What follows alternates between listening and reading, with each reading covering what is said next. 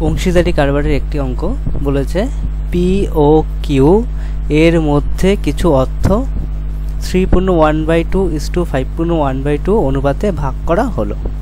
যদি P Q এর চেয়ে 180 টাকা কম পায় তবে কিউ কত টাকা পেল।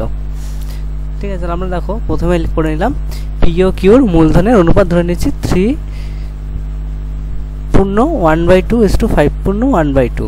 তাহলে সেখান থেকে আমরা লিখতে পারছি দেখো 7/2:11/2 = 7:11। তাহলে আমরা অনুপাতটা করে নিলাম।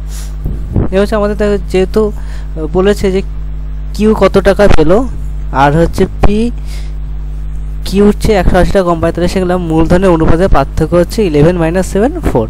মানে ধরো 4 টাকা হচ্ছে, তাদের পার্থক্য 4 টাকা = 180 টাকা।